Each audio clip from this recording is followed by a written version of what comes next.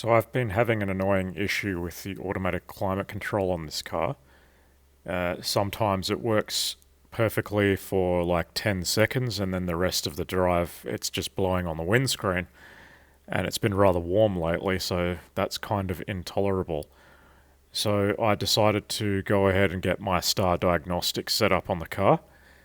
And this is not a genuine MBC3 setup that I've got. It's kind of a piece of rubbish.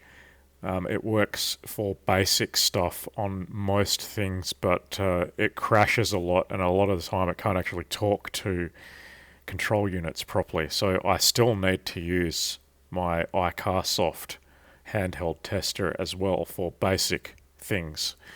Unfortunately, it can't talk to everything, but one thing it does talk to is the automatic climate control. So initially, I was able to see that yes, there's a definite issue with the smog sensor, and there's also an issue with the solenoid block. And the first thing I wanted to check, because it was easy to access, was the smog sensor. And to my horror, I learned that it actually has the eco junk insulation on it, and the harness has fallen to pieces to the sensor. And copper was touching another connector, so it was basically a dead short. I had grave fears that it has blown up the control unit, but nonetheless, it looks like it's rebuildable. So I'm going to give that a go today, and I will show you how it progresses. So this early version smog sensor looks like it may be openable. Well, at least it's got 4 screws in there. Hopefully it's not glued closed, but it would not surprise me. I may be able to change this harness over for decent wiring, but I won't hold my breath. This is definitely biodegradable insulation, and a mouse has taken it upon itself to chew on the copper as well as eating the remains of that insulation. Fortunately, it looks like on the body side it's regular PVC insulation, because that looks soft, supple and perfect. It's just everything else plugged into it seems to have this crap, such as headlights, wing mirrors, and now the smog sensor. I wonder what else might have bio harnesses on a 210. Thankfully, it is fully serviceable. It's simple through-hole soldering, so I just need to get some appropriate 4-core cable and remake a new harness. So that is definitely bio insulation, because you can see it cracking inside there as well.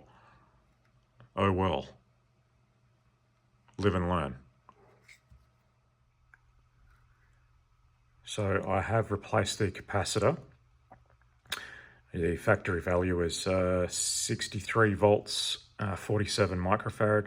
I didn't have 63 volt, but I had a 50 volt, and I'm sure it's going to be fine. Surely this device is only running at 5 volts, and there's no indication that there's anything to generate a higher voltage than that inside this anyway, but we'll see how it goes.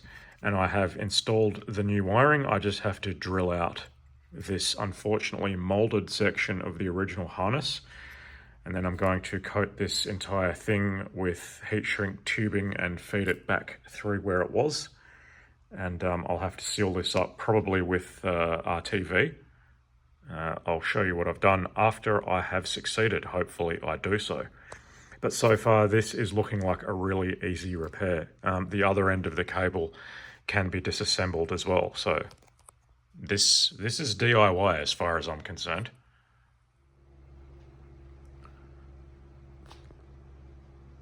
Red top right, black bottom right, brown looks like bottom left, and the lighter shade looks like top left, and that is with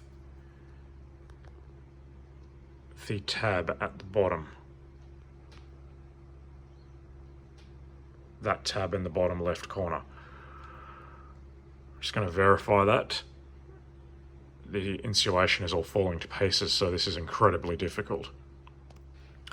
In order to release these pins from this connector, there's this locking mechanism in the middle. You need to push it towards the large side, and then it unlocks the pins. If you don't do that, you'll be sitting there for half an hour wondering why they won't come out by flexing those things. So yeah, when it's unlocked properly, you just flex those gently and they just fall straight out. It's really easy when you know how. So I'll go ahead and solder those up now, and we'll see what it looks like when it's finished. So that is now together and well protected. And I, of course, did not forget the grommet.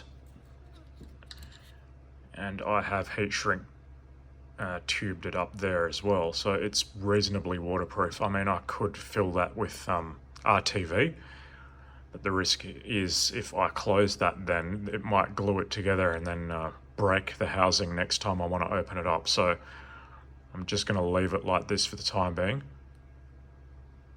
That's reasonably sealed. As long as that wire is not tugged on and then it gets pulled away from there, that will work fine. So now it's time to go and refit it to the car. And I did actually use genuine MB wiring, but not the crappy eco junk. It's proper PVC wiring, so insulation. So I mean, I didn't match the colors perfectly, but yeah, as long as they actually go to the right locations, it doesn't matter. But yeah, let's see what happens. So I've gone ahead and reinstalled that smog sensor now. Unfortunately, the cable is a little bit stiff compared to what was there original, but it's going to work fine. It's fully screwed in and plugged in, and I can go ahead and see if that's made any difference whatsoever.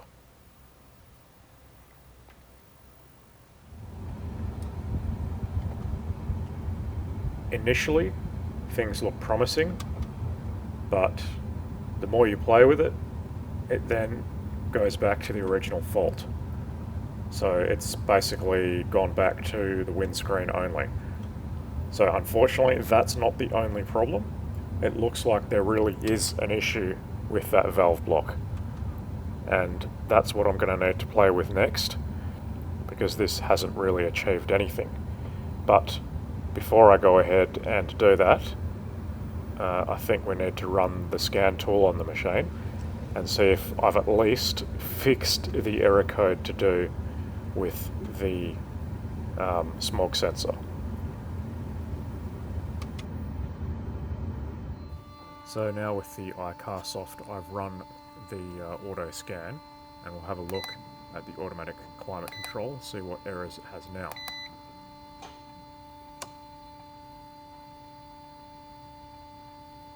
It still has a current valve block error and a historic valve block error. So that tells us that it's no longer complaining about the smog sensor. That is gone.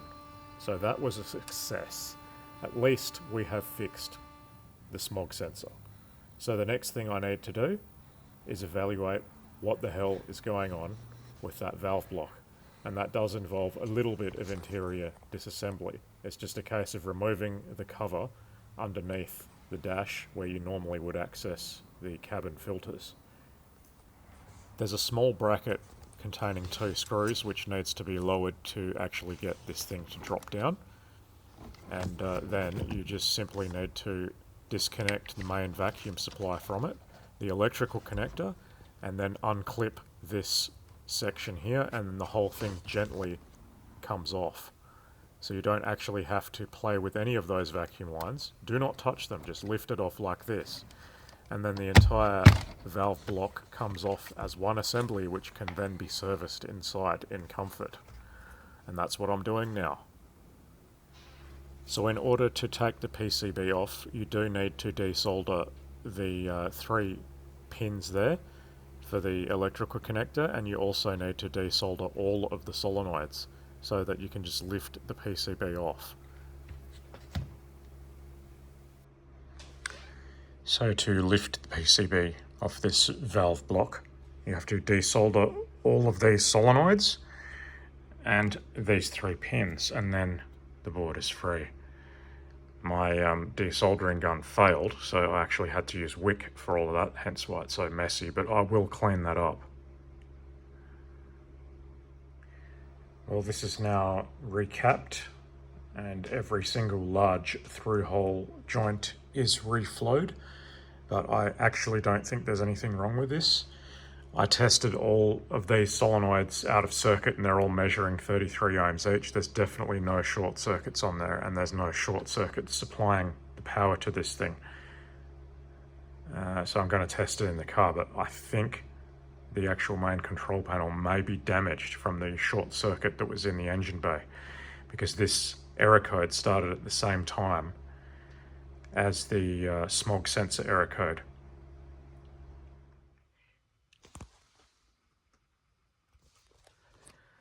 Let's see if that made any difference.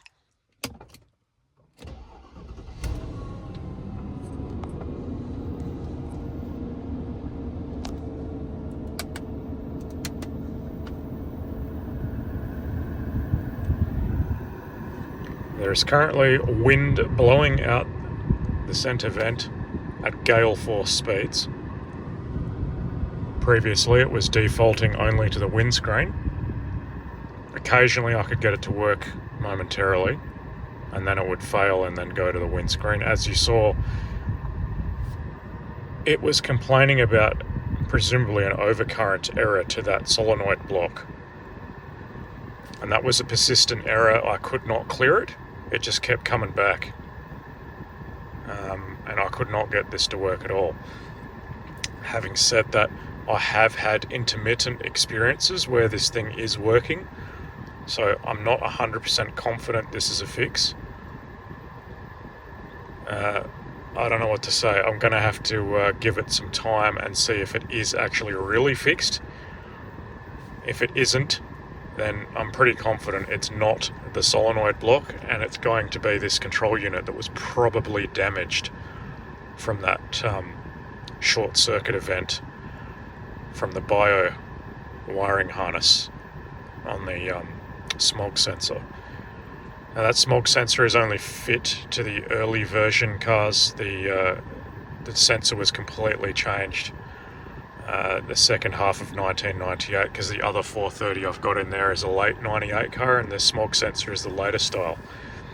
I think it doesn't have a pigtail and it plugs straight into the car harness, but don't quote me on that. It's been a while since I've looked at it. But for now, it is working perfectly, and I'm going to go ahead and clear that code and see if it stays away. Now, things are already looking more promising, because now the climate control is only reporting one fault instead of two, as per before. And now it is historic, meaning it's in the past. So it's not current, i.e. now. So, we'll clear that and see if it stays away.